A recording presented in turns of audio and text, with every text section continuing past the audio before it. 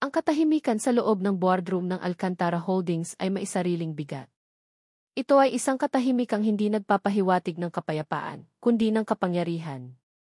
Isang katahimikang kayang bumasag ng pangarap at magwasak ng kinabukasan sa isang salita lamang.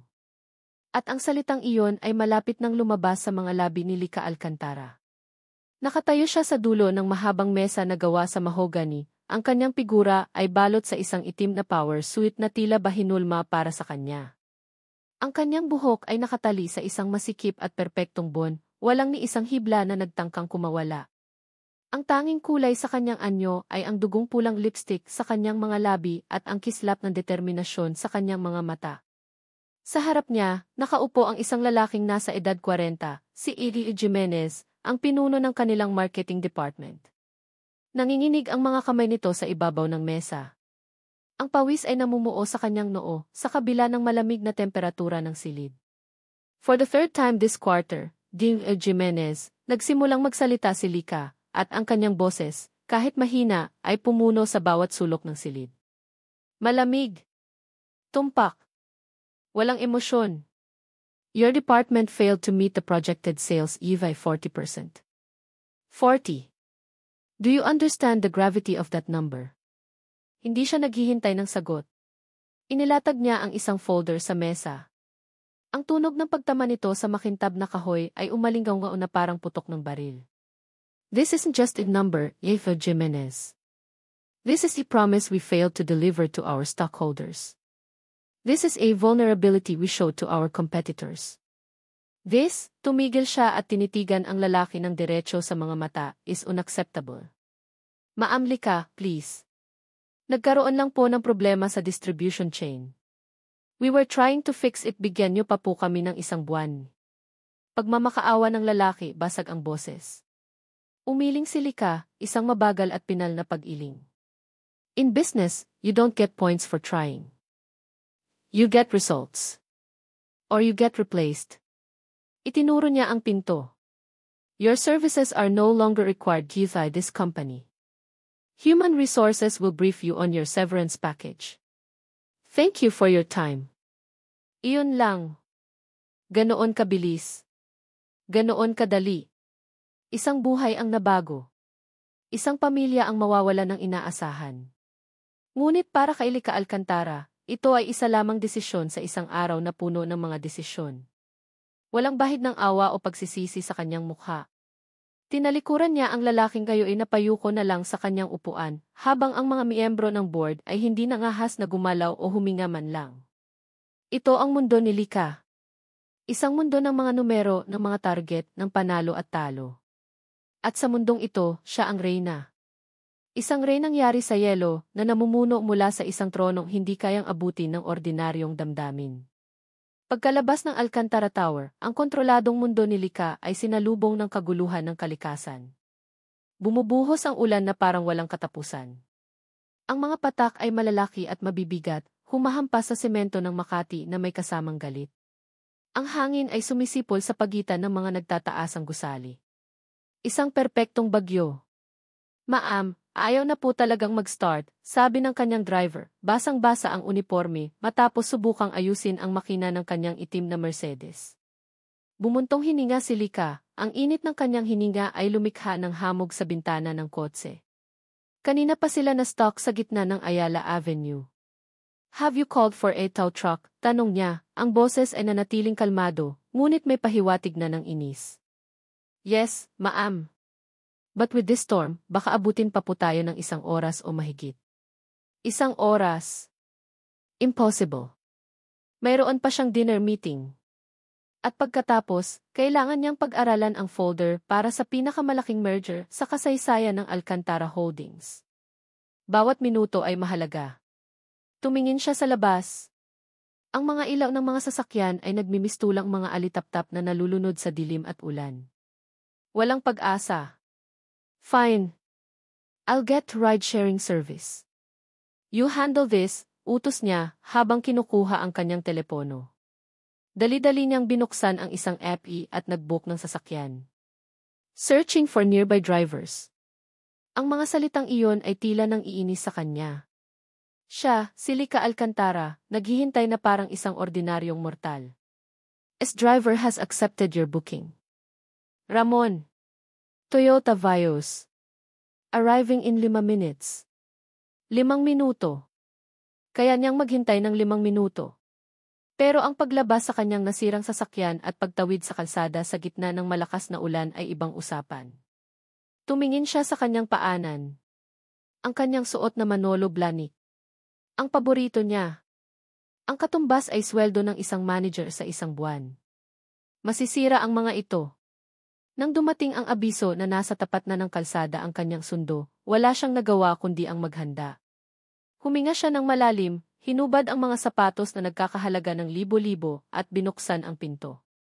Ang pagtapak ng kanyang mga hubad na paa sa basang kalsada ay isang maliit na impyerno. Malamig, magaspang at marumi. Naramdaman niya ang maliliit na bato at buhangin sa kanyang talampakan. Napapikit siya sa inis. Binitbit niya ang kanyang sapatos sa isang kamay at ang briefcase sa kabila, at mabilis na tumakbo patungo sa silver na Vios na nakahinto sa kabilang lane. Ang hazard lights nito ay kumukurap-kurap. Pagbukas niya ng pinto sa likod, halos ihagis niya ang sarili papasok, basang-basa at hapo. Ang unang bumungad sa kanya ay hindi ang inaasahan niyang katahimikan, kundi ang malakas na tunog ng isang rock ballad mula sa dekada 90. Isang kantang pamilyar ngunit hindi niya kailanman gugustuhing pakinggan. Pakihinaan ang radyo, utos niya, habang pinupunasan ang kanyang mukha gamit ang isang panyo. Hindi gumalaw ang driver. Mula sa rearview mirror, nakita niya ang mga mata nito. Seryoso. Walang reaksyon. I said, turn down the volume, ulit ni Lika, mas may diin sa pagkakataong ito. Dahan-dahang lumingon ang lalaki. Si Ramon. Mayroon itong matipunong pangangatawan, balot sa isang simpleng itim na t-shirt. Ang buhok nito ay bahagyang magulo, at may ilang araw nang hindi nahahagip ng ahit ang panga nito. Pero ang mga mata niya ay diretso at hindi natitinag. Narinig ko po kayo, ma'am, sagot nito, sa isang boses na kalmado pero mailaman. Pero pasahero lang po kayo. Sasakyan ko to, musika ko to. Natigilan si Lika. Sa buong buhay niya, walang sinuman, ang nangahas na sumagot sa kanya ng ganoon. Sanay siyang nasusunod. Sanay siyang ang salita niya ang batas. Are you serious? Hindi niya makapaniwalang tanong. Do you know who I am?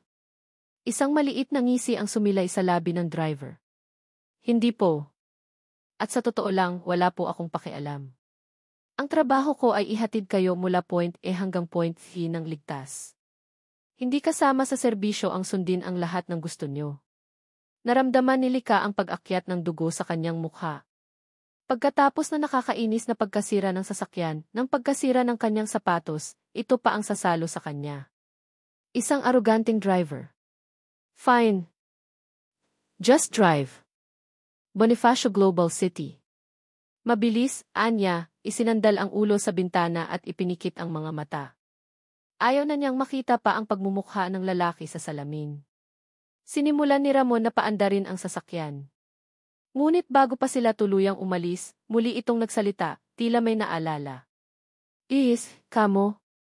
Traffic dyan ngayon, lalo na't ganitong umuulan, sabi nito. Pero may alam akong shortcut. Mas mabilis, pero dadaan tayo sa medyo magulong lugar. Don't care where you pass. I care about getting there fast, mabilis na sagot ni Lika. Sabi niyo, Habang binabagtas nila ang mga kalsada ng Maynila, ang katahimikan sa pagitan nila ay mas mabigat pa kaysa sa malakas na ulan sa labas. Tanging ang tunog ng lumang rock ballad at ng windshield wipers ang maririnig. Pinilit ni Lika na baliwalain ang lahat, na ituon ang isip sa merger, sa mga dokumento, sa mga numero. Ngunit hindi niya mapigilan. Paminsan-minsan, sumusulyap siya sa rearview mirror.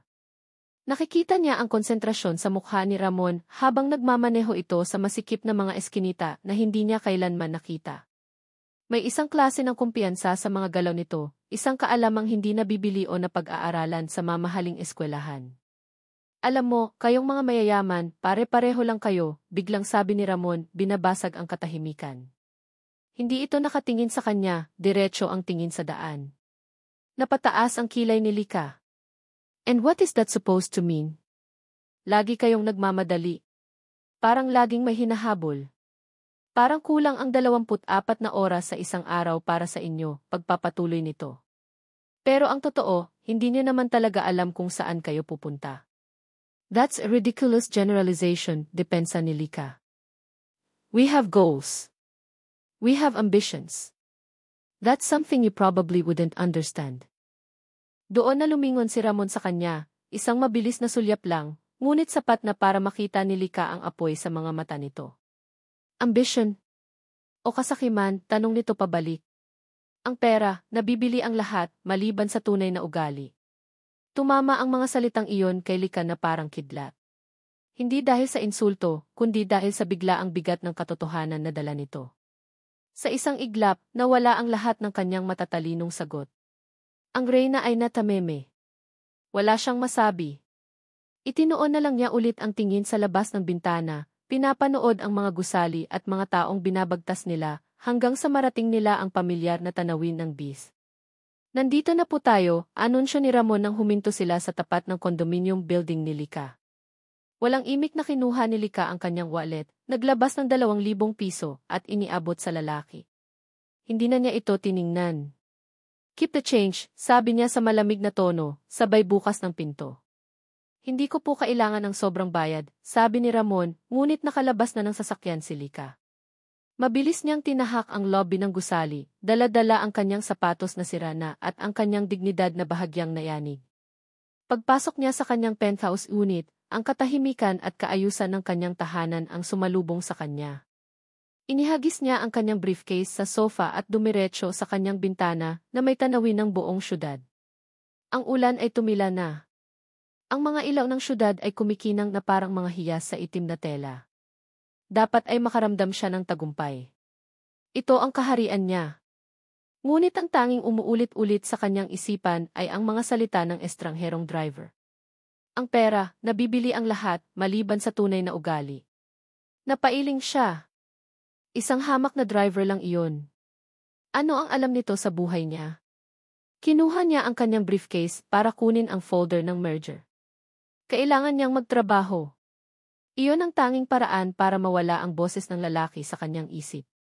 Binuksan niya ang briefcase. Walang laman. Binuksan niya ulit, mas malaki.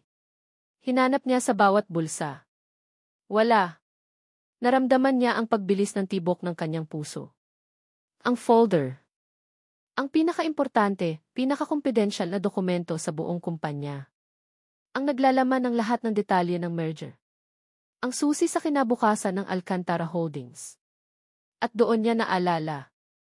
Sa pagmamadali niyang pumasok sa kotse kanina, sa sobrang inis niya, sa kaguluhan ang folder ay hindi niya naipasok sa briefcase. Naiwan niya ito. Naiwan niya sa sahig ng sasakyan ng aroganting driver. Nataranta siya. Mabilis niyang kinuha ang kanyang cellphone, nanginginig ang mga kamay. Hinanap niya ang history ng kanyang biyahe sa API. Nandoon ang pangalan. Ramon Reyes. At ang numero ng telepono. Pinindot niya ang call button. Isang ring.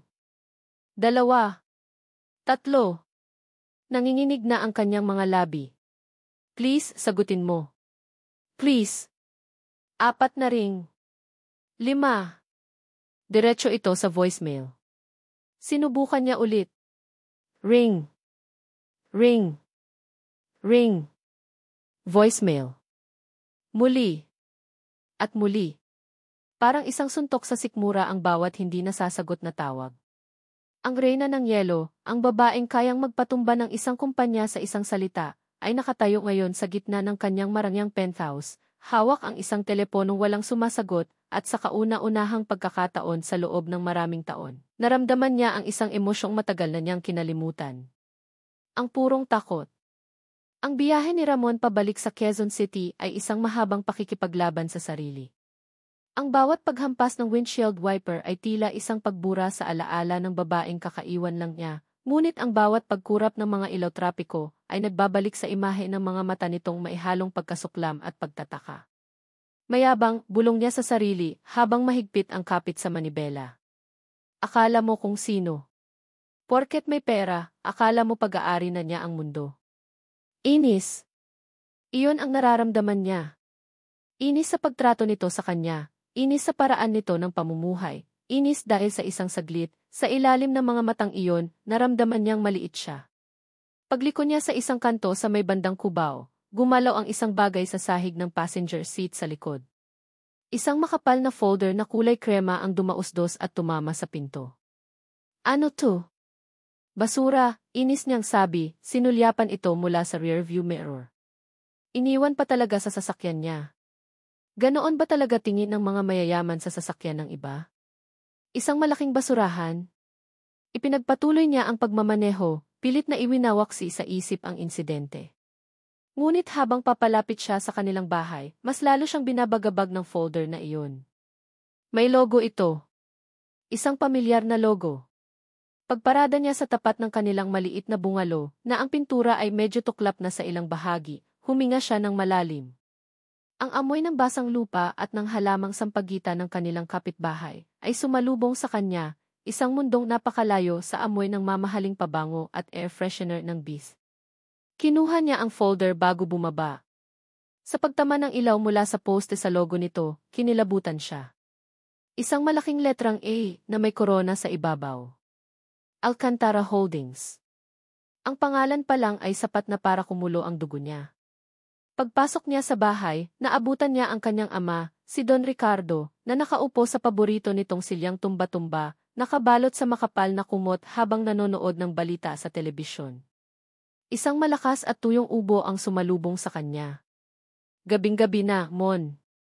Ang lakas pa rin ng ulan, sabi ng matanda, ang boses ay magaspang dahil sa paninigarilyo at sa matagal ng sama ng loob. Opo, tay. Traffic pa rin, sagot ni Mon, sabay mano sa ama. Inilapag niya ang folder sa maliit na mesa sa tabi. Naggamot na po ba kayo? Walang epekto, sagot ni Don Ricardo, ang mga mata ay nanatiling nakatutok sa CE, kung saan ipinapakita ang stock market report. Tingnan mo yan. Ang mga Alcantara, pataas na naman ng pataas. Habang tayong mga niloko nila, heto, naghihirap. Napabuntong hininga si Mon. Ito na naman. Ang walang katapusang litanya ng kanyang ama. Ang puot na 20 taon na nitong kinikimkim. Tay, matagal na po yun. Hindi, anak. Hindi matatapos ang sakit hanggat hindi sila nagbabayad, mariing sabi ng matanda, muling umubo ng malakas. Ang mga taong yan, mga demonyo sila na nagbibihis anghel. Mga magnanakaw na nakatira sa mga palasyo. Hindi na umimik si Mon. Alam niyang walang patutunguhan ang usapan. Pumasok siya sa kanyang maliit na kwarto para magbihis.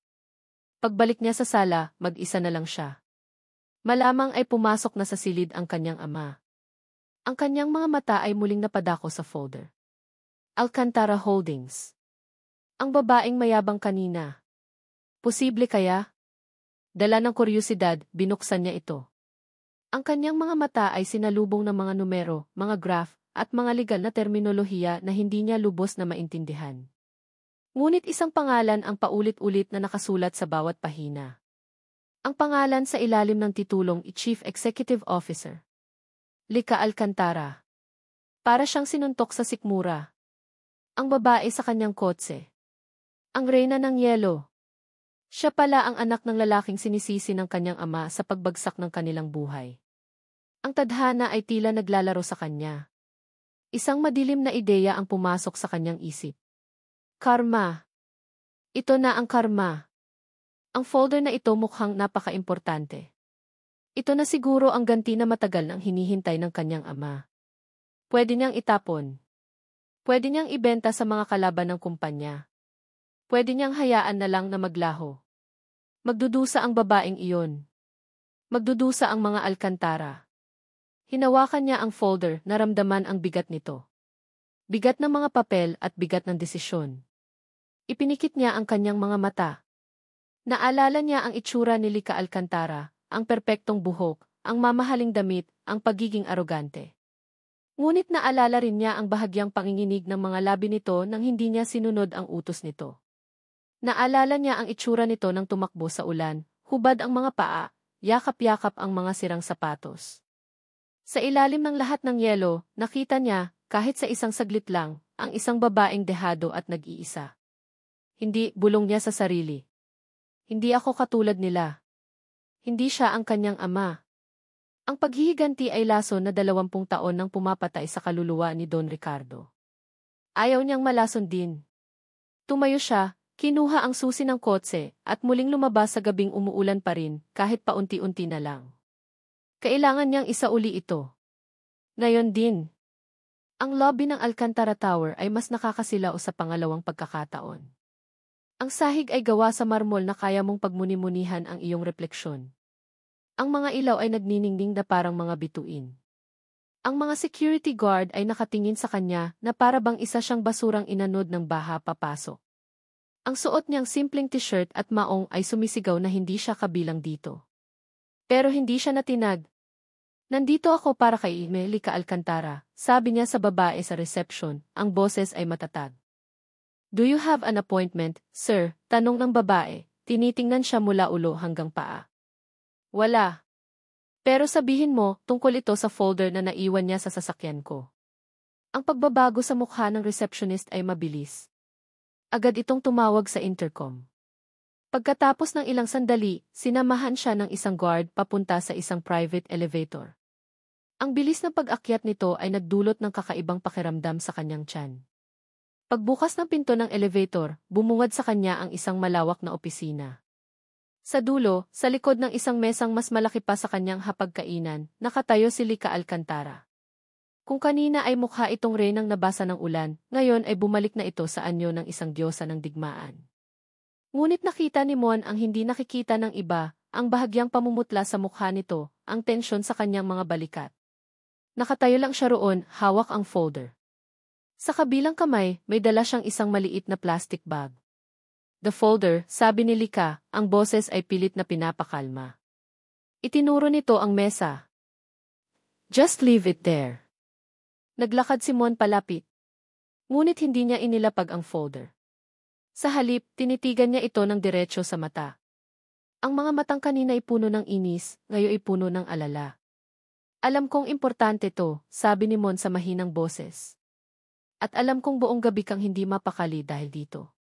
Inilapag niya ang folder sa mesa. Pagkatapos, dahan-dahan niyang inilapag sa tabi nito ang plastic bag na dala niya. Isang styro container ng mainit na lugaw na binili niya mula sa isang maliit na gotohan malapit sa kanilang bahay. Ang amoy ng luya at tinostang bawang ay biglang pumuno sa malamig na hangin ng opisina. Napakunot ang noo ni Lica, ang mga mata ay nagtatanong. Tumingin si Mon mula sa folder papunta sa lugaw, at pagkatapos ay sa mga mata ni Lica. Mukhang mas kailangan mo to kaysa sa folder, sabi niya, isang bahagyang ngiti ang sumilay sa kanyang mga labi. Hindi ka pa ata naghahapunan. Hindi niya hinintay ang sagot nito. Tinalikuran niya ito at nagsimulang maglakad palayo, bawat hakbang ay may bigat at kapanatagan. Naramdaman niyang nakatingin ito sa kanya, ngunit hindi siya lumingon. Nasa tapat na siya ng elevator nang marinig niya ang boses nito. Wait! Huminto si Mon, ngunit hindi lumingon. Ano-ano ng pangalan mo ulit? Tanong ni Lica, ang boses ay hindi na kasing lamig ng dati. Ramon, sagot niya. Ramon, ulit nito na parang isinasaulo ang pangalan.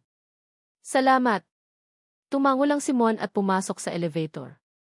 Habang sumasara ang pinto, huli niyang nakita ang anyo ni Lica Alcantara, nakatayo, hindi sa likod ng kanyang mesa ng kapangyarihan, kundi sa tabi nito, nakatingin sa isang folder na nagkakahalaga ng bilyon-bilyon, at sa isang tasang lugaw na nagkakahalaga ng 30 pesos.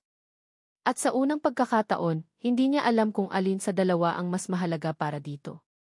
Pauwi na siya, kampante na ang kalooban, nang biglang tumunog ang kanyang telepono. Isang numerong hindi rehistrado. Sinagot niya ito. Hello, is this Ramon Reyes? Tanong ng isang formal na boses ng babae sa kabilang linya. I'm calling from the office of Lica Alcantara.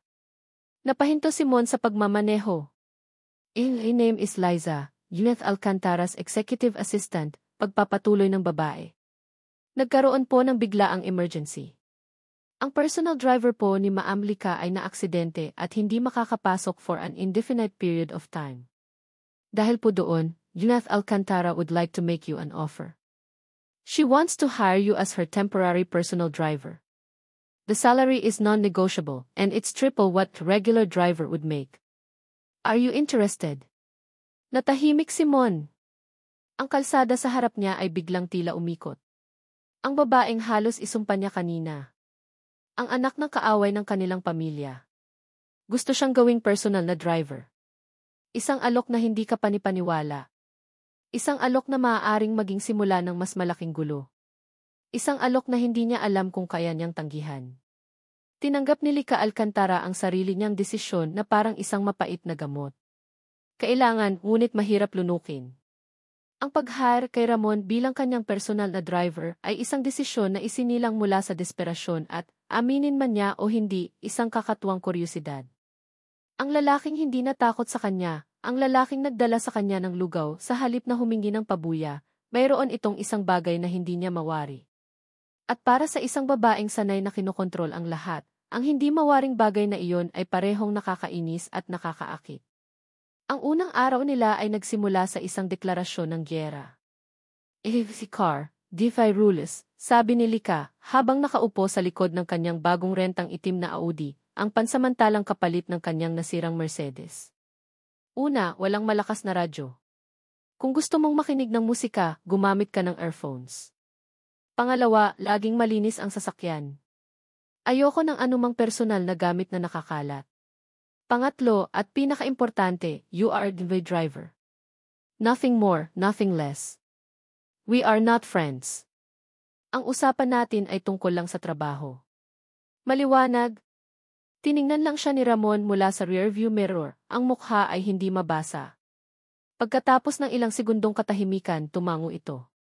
Maliwanag, maamli ka. Akala ni Lika, iyon na ang katapusan. Ngunit nagkamali siya. Si Ramon ay hindi sumusuway sa kanyang mga utos ng harapan. Sa halip, natagpuan nito ang isang daang paraan para inisin siya sa loob ng mga hangganan ng kanilang kasunduan.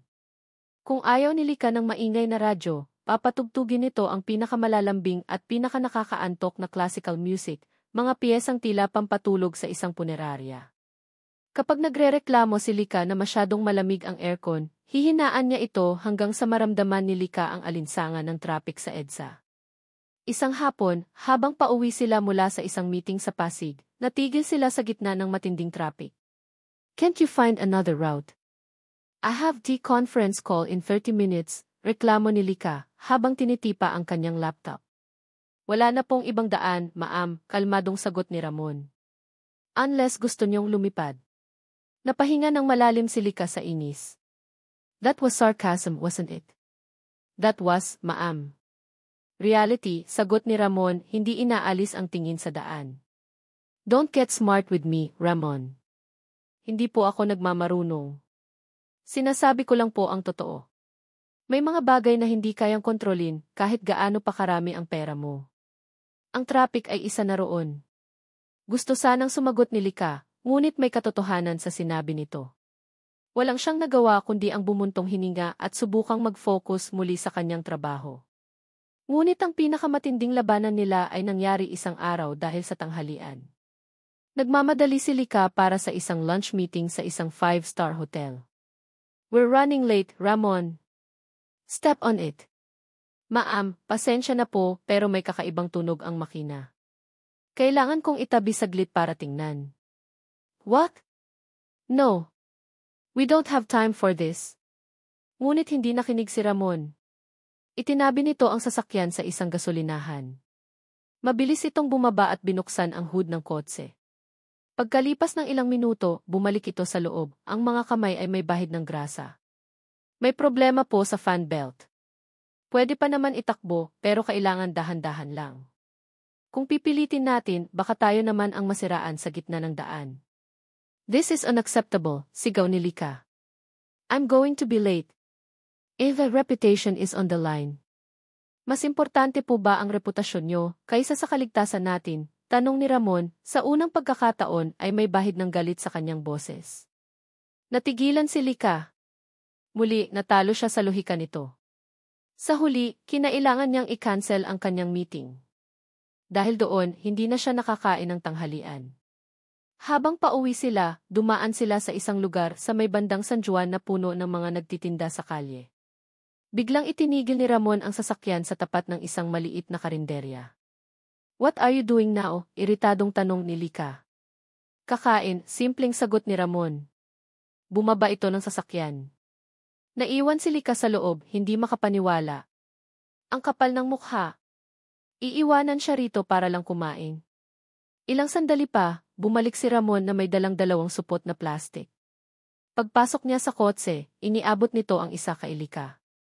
"Ano to?" tanong niya, tinitingnan ang supot na may pagdududa. "Sinigang na baboy at kanin. Paborito ko," sabi ni Ramon. "Alam kong hindi ka pa nanananghalian. Kumain ka na." Tiningnan ni Lika ang nakabalot na pagkain na parang isang alien artifact. Siya.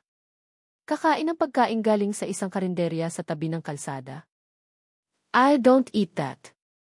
Nagkibit balikat si Ramon at binuksan ang sarili niyang supot.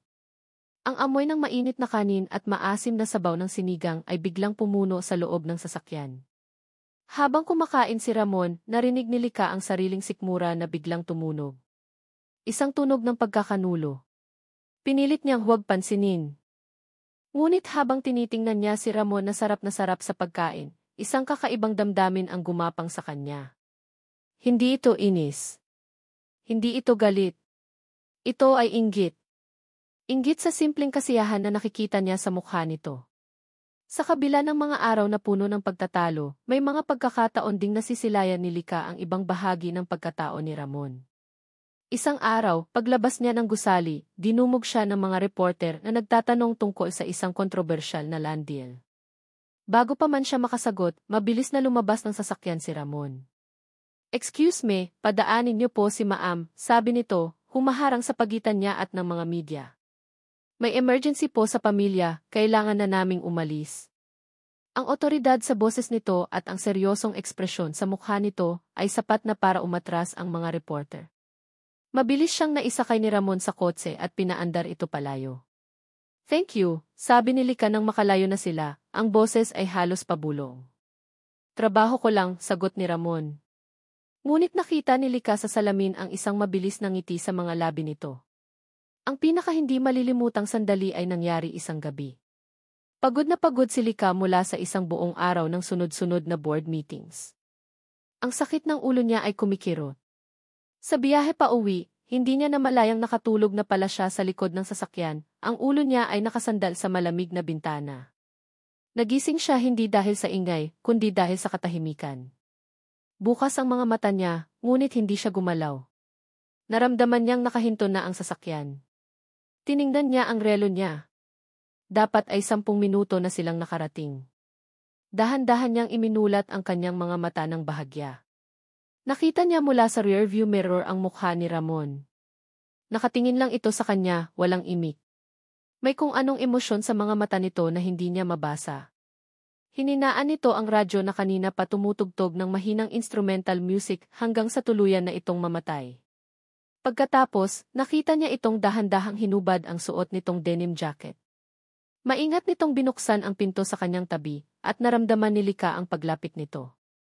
Amoy na amoy niya ang banayad na pabango nito na maihalong amoy ng hangin sa labas. Dahan-dahan nitong ipinatong ang jacket sa kanyang mga balikat. Ang init ng tela at ang bigat nito ay nagpadala ng kuryente sa buong katawan ni Lika. Nagkunwari siyang natutulog pa rin, kahit na ang puso niya ay dumadagundong sa kanyang dibdib. Narinig niya ang mahinang pagsara ng pinto, at pagkatapos ay ang muling pag-andar ng sasakyan. Ngunit sa pagkakataong ito, ang takbo nito ay napakabagal, napakakinis, na para bang ayaw nitong magising ang natutulog niyang pasahero. Nakarating sila sa kanyang kondominium. Nanatili siyang nakapikit. "Ma'am Lika," narinig niyang tawag ni Ramon, ang boses ay mahina.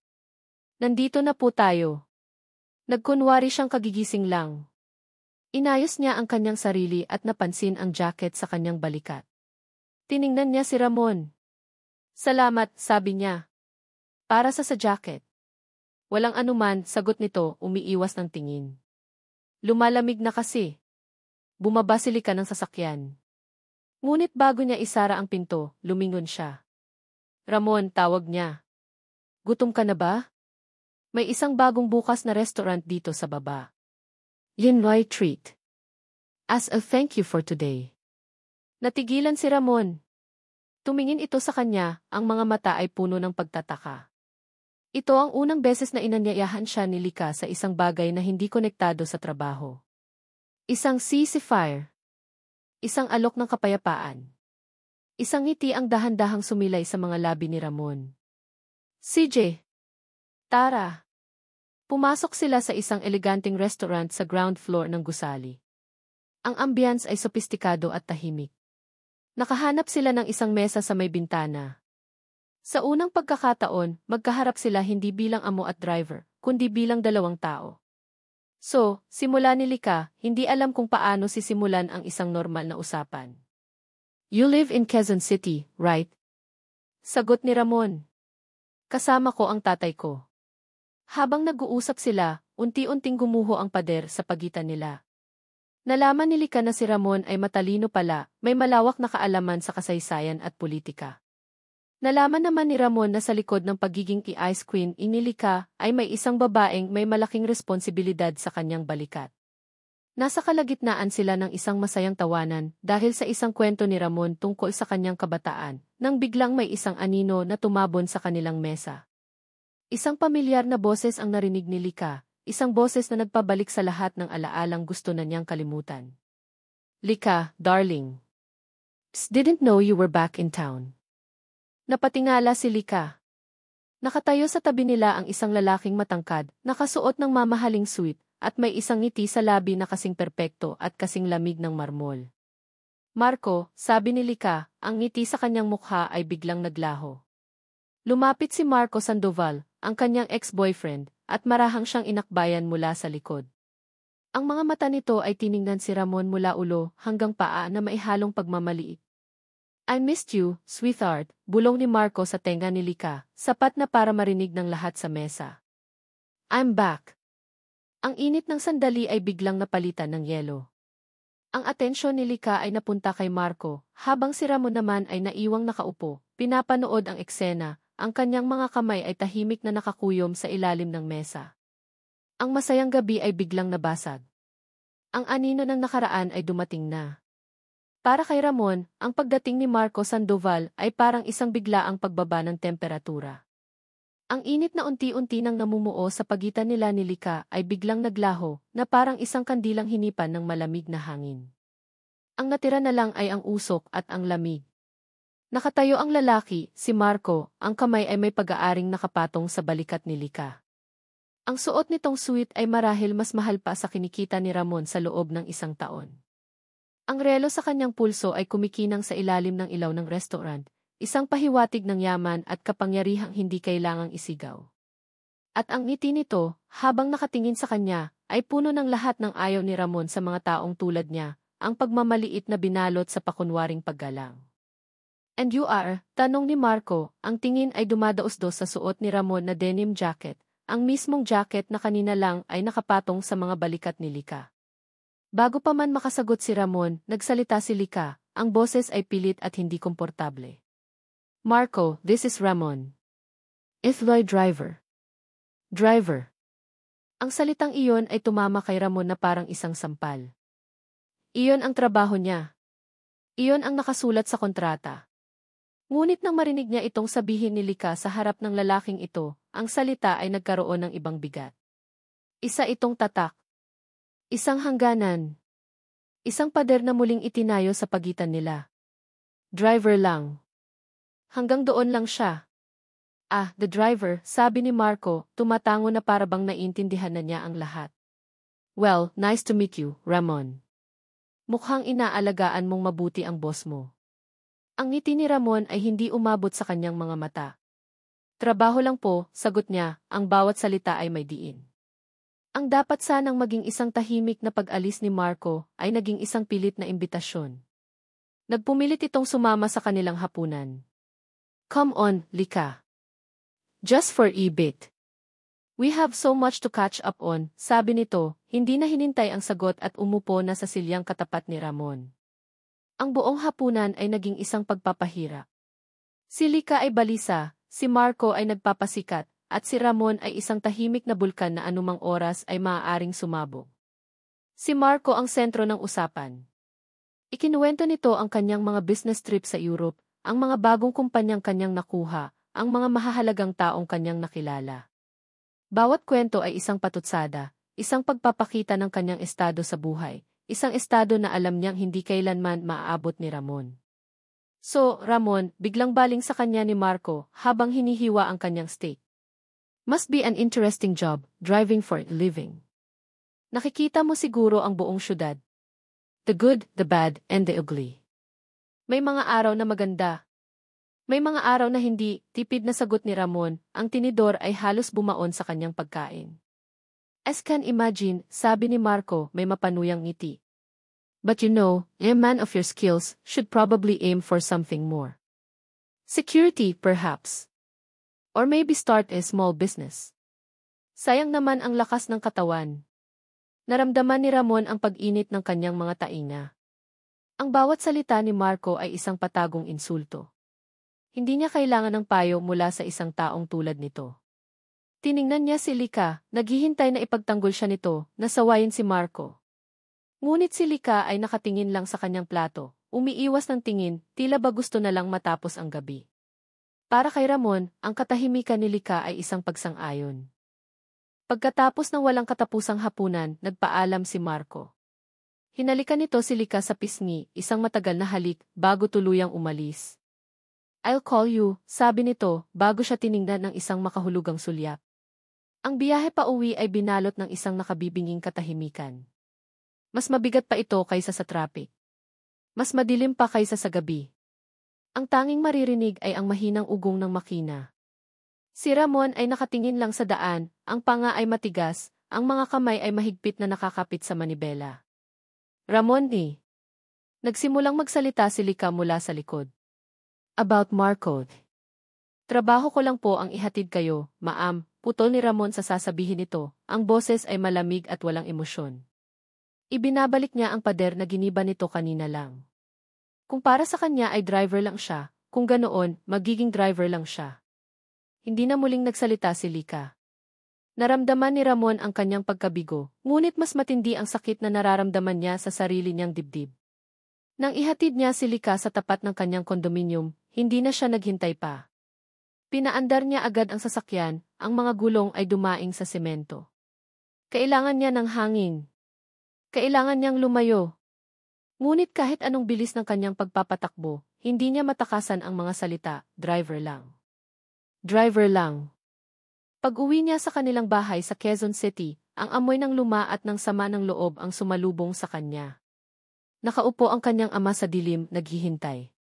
Amoy mayaman ka, anak, sabi ni Don Ricardo, ang boses ay tila isang kaluskos ng tuyong dahon. Saan ka galing? Sa trabaho, tay, sagot ni Ramon pagod. Sa trabaho. O sa pakikipaglapit sa mga kaaway, tumayo ang matanda at binuksan ang ilaw. Sa kanyang mga mata ay may apoy ng hinala. Nakikita ko sa mga mata mo, Ramon.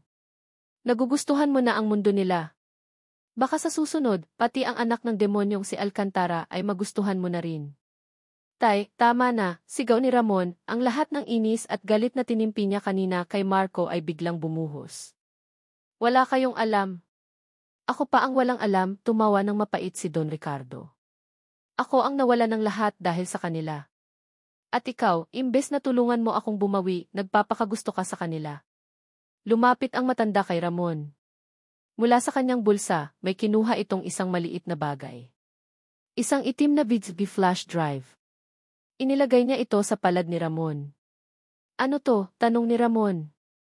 Iyan ang sandata natin, sabi ni Don Ricardo, ang mga mata ay nag-aapoy sa galit.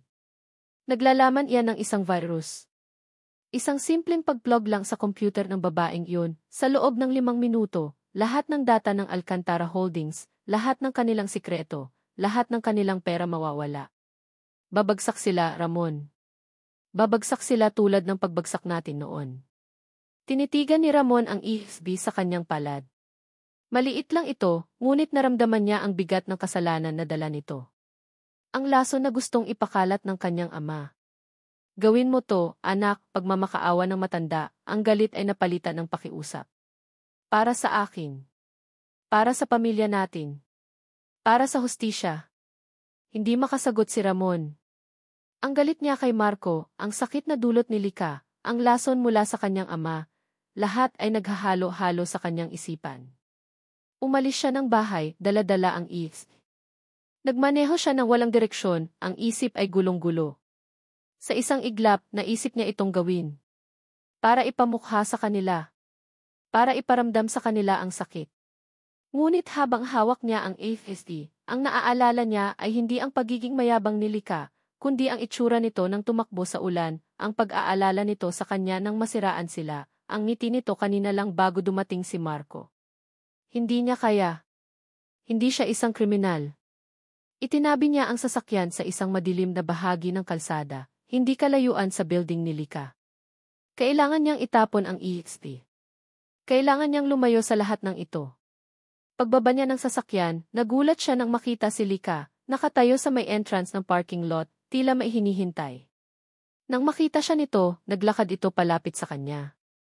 Wala na ang ice queen. Ang babaeng nasa harap niya ngayon ay mukhang marupok at nagsisisi. Mon, tawag nito, ang boses ay mahina. I'm sorry. Sa nangyari kanina. Sa sinabi ni Marco. Sa lahat. Nakatitig lang si Ramon, hindi alam ang sasabihin. Hindi ka lang driver para sa akin, Mon, pagpapatuloy ni Lika, ang mga mata ay sincere. Maniniwala ka man o hindi, ikaw ang unang taong nakakita sa akin. Sa totoong ako. At pinahahalagahan ko iyon. Ang mga salitang iyon. Iyon lang ang kailangan niyang marinig. Ang galit sa kanyang puso ay unti-unting napalitan ng isang mainit na damdamin. Para bang ang lahat ng lason ay biglang nawala. Isusubo na sana niya sa bulsa ang AXP para itago ito ng tuluyan nang biglang mag-vibrate ang kanyang telepono. Isang malakas na vibrate na umalinggaw sa katahimikan ng gabi. Automatiko niyang tiningnan ito. Kasabay nito, napatingin din si Lika sa screen ng kanyang telepono na umilaw. Sa screen, malinaw na nakasulat ang pangalan ng tumatawag. Tatay.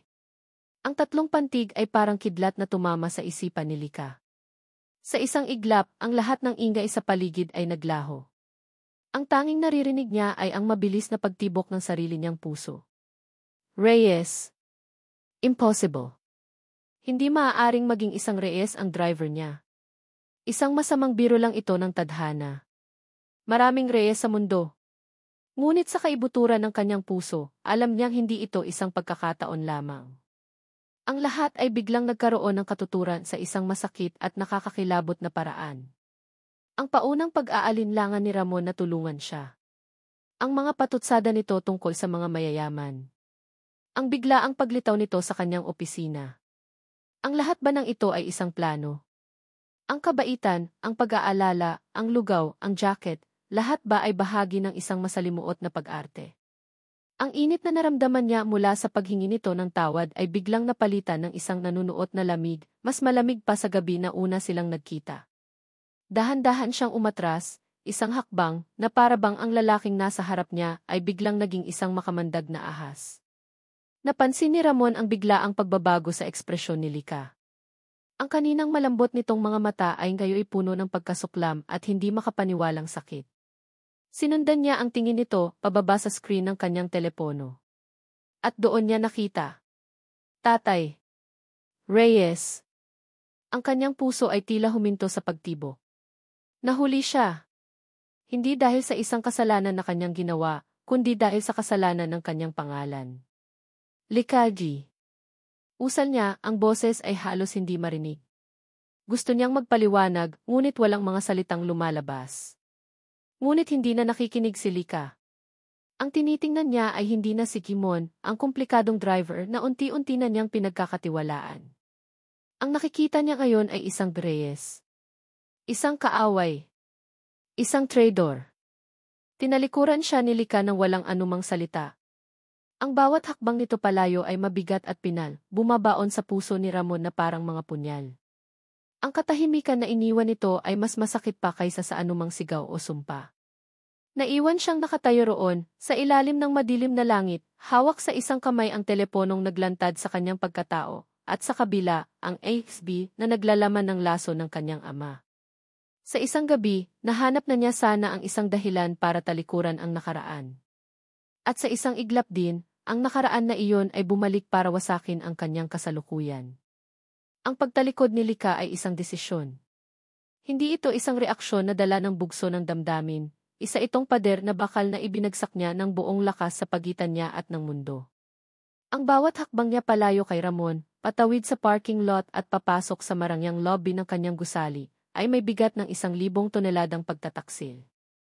Reyes. Ang pangalan ay umuulit-ulit sa kanyang isipan na parang sirang plaka, isang nakakabinging ingay na nagpapatahimik sa lahat ng iba pang tunog. Hindi niya narinig ang pagbati ng guard. Hindi niya naramdaman ang lamig ng aircon sa lobby. Ang kanyang buong pagkatao ay nakatuon sa isang katotohanang kasisiklab pa lang, niloko siya. Pagpasok niya sa kanyang penthouse, ang katahimikang dati nagbibigay sa kanya ng kapayapaan ay tila nangungutya na ngayon. Ang bawat sulok ng kanyang perpektong tahanan ay tila na bahira ng kasinungalingan. Dumiretso siya sa kanyang minibar, kumuha ng isang bote ng mamahaling whiskey at isang baso. Nanginginig niyang isinalin ang kulay gintong likido, ngunit hindi niya ito ininom. Tinitigan niya lang ito, ang refleksyon ng kanyang mukha sa baso ay isang estrangherang puno ng galit. Kailangan niyang makasiguro. Kahit na sumisigaw na ang kanyang bituka na totoo ang hinala niya, kailangan ng kanyang utak ng pruweba. Ang utak niya nasanay sa datos, sa katotohanan, sa itim at puti. Inilapag niya ang baso at naglakad papunta sa kanyang study. Ang kanyang mga daliri ay mabilis na nag-type sa keyboard ng kanyang laptop. Search, Don Ricardo Reyes. Libo-libong resulta ang lumabas. Mga lumang artikulo ng balita mula sa mga business journal. Mga pamagat na pamilyar sa kanya dahil sa mga kwento ng kanyang yumaong ama. Alcantara-Reyes partnership collapses. Reyes accuses Alcantara, fraud. Ricardo Reyes files bankruptcy. Tiningnan niya ang mga lumang litrato. Isang lalaking may hitsurang kagalang-galang ngunit may pait sa mga mata, si Don Ricardo Reyes. Sa isang artikulo, may isang litrato ng pamilya. Si Don Ricardo, ang kanyang asawa, at isang batang lalaki na nasa edad 10, nakatayo sa tabi nila. Nanigas si Lika. Kahit na malabo ang litrato at bata pa ang nasa larawan, hindi siya maaaring magkamali. Ang hugis ng mukha. Ang tindig. At higit sa lahat ang mga mata. Ang mga matang iyon na may halong tapang at lungkot. Ang mga mata ni Ramon. Isang tawa ang kumawala sa mga labi ni Lika. Isang tawang walang saya. Isang tawang puno ng pait. Kaya pala. Ang lahat ng alaala nila ni Ramon ay biglang bumalik, ngunit ngayon, ang mga ito'y mailason. Ang pagkasira ng kanyang Mercedes sa gitna ng ulan, sinadya ba iyon? Isang paraan para makapasok sa buhay niya. Ang pagsauli ng folder, isang kalkuladong galaw para makuha ang kanyang tiwala, para magmukhang isang bayani. Ang lugaw. Ang nakakatawang lugaw. Isang murang palabas para ipakita na simple ito, na mapagmalasakit ito, na iba ito. Isang perpektong pagkukunwari. Ang jacket. Ang pag-aalala. Ang mga pagtatalo nila na tila nagpapakita ng kanyang pagkatao. Lahat kasinungalingan. Lahat bahagi ng isang mahabang laro ng paghihiganti. At siya, si Lika Alcantara, na kayang basahin ang pinakatusong businessman, ay naging isang tanga na naniwala sa lahat. Naramdaman niya ang pag-akyat ng galit sa kanyang dibdib, isang nagbabagang apoy na tumunaw sa anumang natitirang lambot sa kanyang puso. Ang sakit ng pagtataksil ay mas matindi kaysa sa anumang pagkalugi sa negosyo. Dahil dito, ang isinuko niya ay hindi pera o kapangyarihan. Ang isinuko niya ay isang piraso ng kanyang sarili. Ang pirasong pinilit niyang itago sa lahat. At ang lalaking iyon ay dinurog ito. Tumayo siya, ang desisyon ay buo na sa kanyang isipan. Hindi niya ito basta-basta sisibakin. Masyadong madali iyon. Masyadong simple para sa isang Reyes. Kailangan niya itong mahuli sa akto. Kailangan niya ng ebidensya na hindi maikakaila. Kailangan niyang makita ang pagkawasak sa mga mata nito kapag nalaman nitong alam niya ang lahat. Kinuha niya ang kanyang telepono at tinawagan ang kanyang assistant na si Liza. Liza, sabi niya, ang boses ay malamig at matalas na parang yelo. I need a favor. I need a state-of-the-art, discreet security camera installed in the office. Tonight.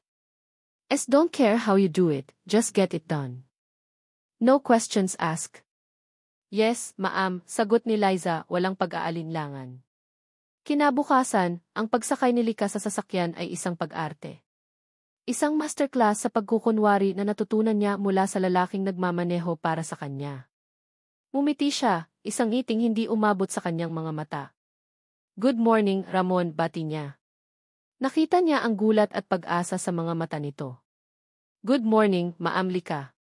About last night. It's fine, putol niya, ang tono ay magaan. Let's just forget about it. I was tired. Let's just go to the office. Ang buong biyahe ay isang pagpapahirap para kay Ramon at isang lihim na kasiyahan para kay Lika. Nakikita niya ang pagkalito nito sa bawat pagbabago ng usapan niya. Nakikita niya ang mga pagtatangka nitong buksan muli ang nangyari kagabi, ngunit lagi niya itong pinuputol ng mga tanong tungkol sa traffic o sa weather.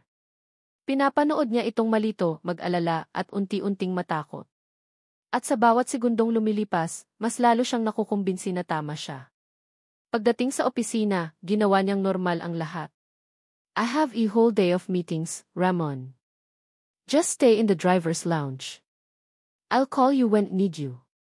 Ngunit hindi siya dumiretso sa kanyang mga meeting. Pumasok siya sa opisina ni Liza, nakatabi lang ng sa kanya.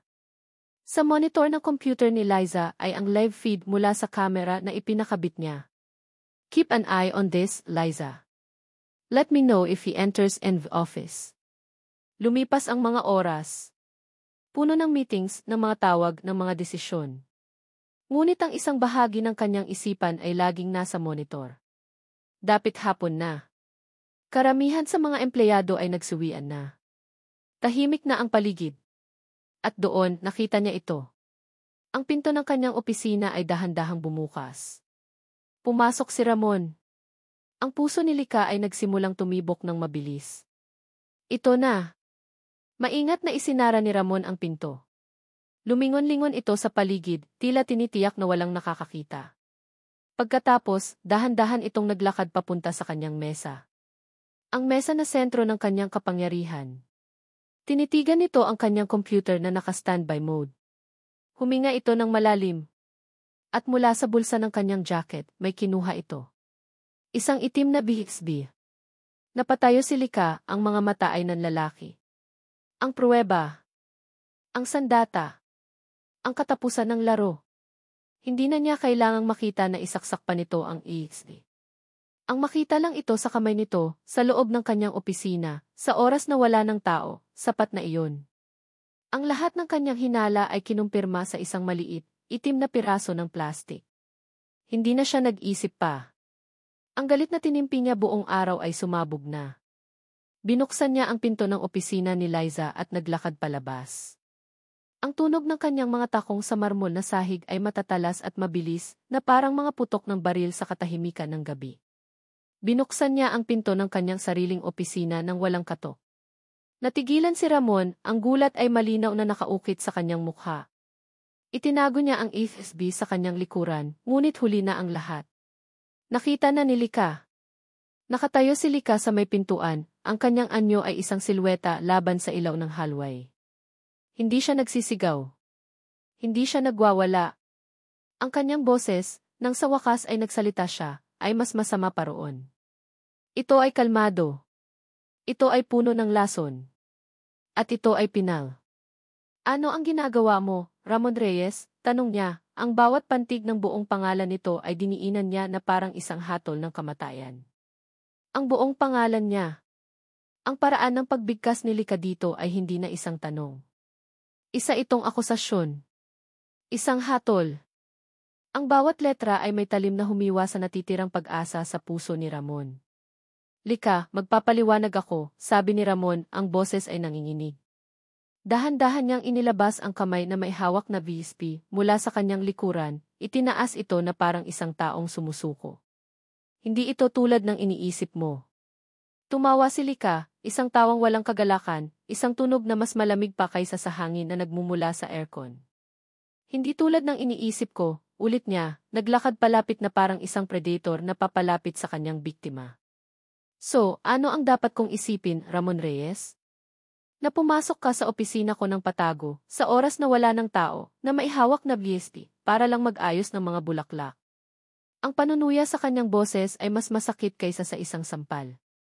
Anak ka nga ng ama mo. Isang Reyes. Isang manloloko. Anak niya ako, umalingaw ang boses ni Ramon sa loob ng malawak na opisina, ang pagsuko ay napalitan ng desperasyon. Pero hindi ako siya. Hindi ako katulad niya. Lumapit siya sa mesa, ang mga mata ay nakikiusap kay Lika. Buong araw, Lika. Buong araw kong pinag-isipan kung paano ko to sasabihin sa iyo. Kung paano ko ipapaliwanag kung sino ako nang hindi mo ako agad husgahan. Pumasok ako rito hindi para saksakin ka patalikod. Pumasok ako rito para harapin ka. Inihagis niya ang EXB sa makintab na ibabaw ng mesa. Ang tunog ng pagtama ng plastik sa kahoy ay tila isang putok ng baril sa gitna ng kanilang katahimikan. Ito, sigaw niya, itinuturo ang EXB. Ito sana ang ibibigay ko sa'yo. Ito ang laso na gustong ipainom ng tatay ko sa kumpanya niyo. Isang virus na kayang sumira sa lahat ng pinaghirapan niyo. Napaurong si Lika, ang mga mata ay nanlalaki sa gulat habang nakatingin sa maliit na itim na bagay.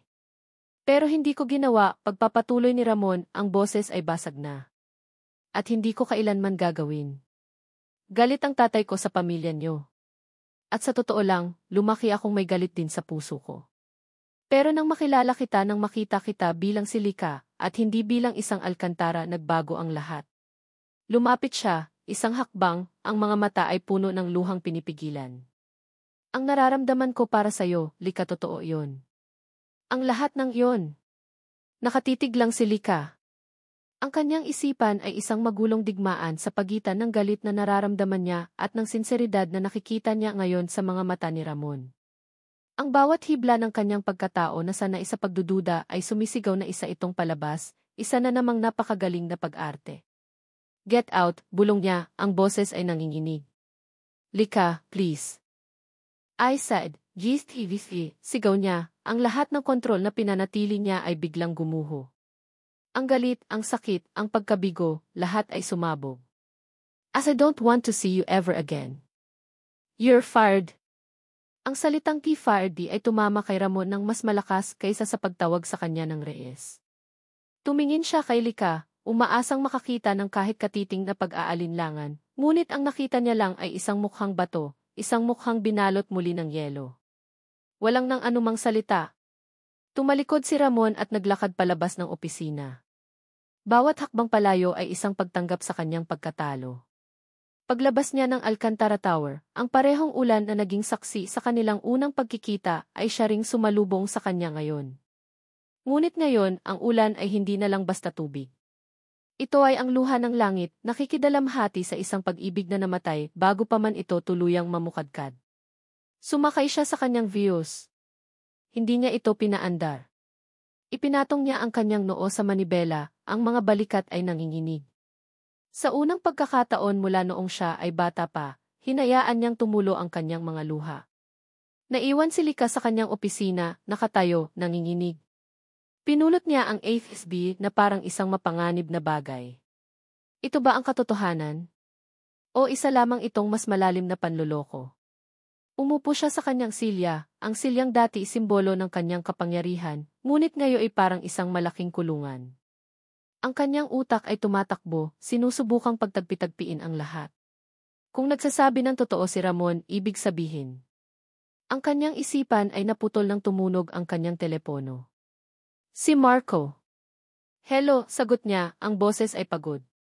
Lika, darling. I heard what happened, sabi ni Marco sa kabilang linya, ang boses ay puno ng kunwaring pag-aalala. That driver of yours. A Reyes? How terrible. Are you okay? I'm fine, Marco. I fired him. Good. You did the right thing. Mga ahas talaga ang mga yan. You can trust them, sabi ni Marco. Look, I know this is a bad time, but I'm here for you. I'm coming over. No, Marco, don't. I just want to be alone, sabi ni Lika, ngunit alam niyang walang saysay. Kilala niya si Marco. Ilang minuto lang ang lumipas, pumasok si Marco sa kanyang opisina, may dalang isang bote ng wine at 2 baso. Ang kanyang pagdating ay tila isang perpektong timing. Masyadong perpekto. "I told you I'm fine," sabi ni Lika. "And if don't believe you," sabi ni Marco, umupo sa silyang nasa harap ng kanyang mesa at nagsimulang magsali ng wine. "You just found out that you've been sleeping with the enemy, figuratively speaking. You need a friend." Ininom ni Lika ang wine. Ang pait nito ay umaangkop sa pait na nararamdaman niya. Nagkwento si Marco mga bagay na hindi pinapansin ni Lika. Ang kanyang mga mata ay nakatingin lang sa kawalan, ang isip ay lumilipad.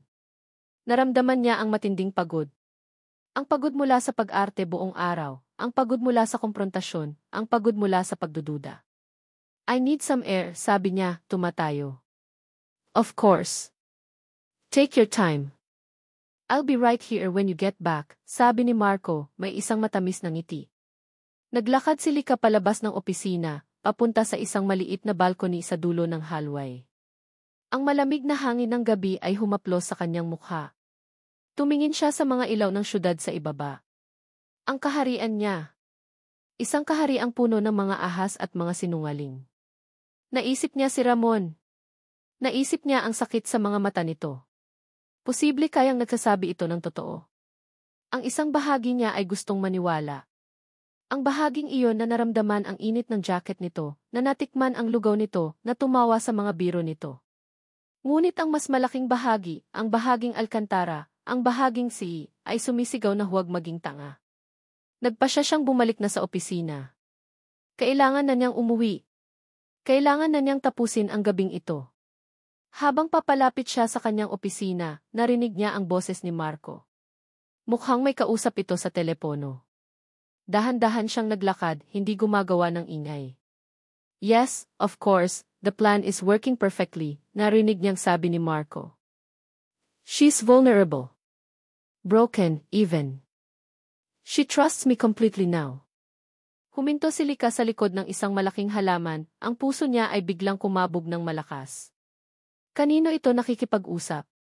"The board is on our side. The final blow will be next week. After that, Alcantara Holdings will be ours for the taking." Napahawak si Lika sa kanyang bibig para pigilan ang isang sigaw. Anong ibig sabihin nito? At pagkatapos, narinig niya ang mga salitang nagpabagsak sa kanyang buong mundo. Ang mga salitang nagpatunay na ang pinakamasamang bangungot niya ay totoo, ngunit ang kontrabida ay hindi pala ang taong inaakala niya.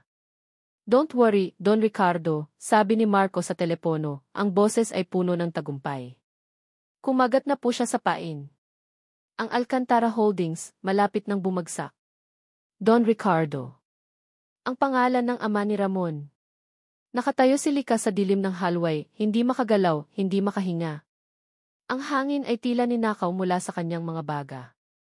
Ang lahat ay isang malaking kasinungalingan. Ngunit ang sinungaling ay hindi si Ramon. Si Marco, ang lalaking pinagkatiwalaan niya, ang lalaking bumalik para tulungan siya, ay kasabwat pala ng kanyang pinakamalaking kaaway. Siya ay napapaligiran. Isang daga sa isang hawla na siya mismo ang nagdisenyo. At ang tanging taong nagsabi sa kanya ng totoo, ang tanging taong maaaring naging kakampi niya ay ang taong kalalayas niya lang sa gitna ng ulan. Ang pagbalik ni Lika sa kanyang opisina mula sa balcony ay ang pinakamahabang 10 hakbang sa kanyang buhay. Bawat isa ay isang pagtanggap sa katotohanang siya ay nag-iisa sa gitna ng mga lobong nag-aabang. Pagpasok niya, nakita niya si Marco, nakaupo pa rin ng komportable sa kanyang silya, may ngiti sa mga labi na ngayon ay nakikita na ni Lika bilang isang maskara ng demonyo. "Feeling better?" tanong nito. Tumango si Lika, ipinatawag ang lahat ng natitirang lakas para magsuot ng sarili niyang maskara, ang pamilyar na maskara ng Ice Queen. "Yes. I'm just tired. I think I'll go home." "Of course, darling.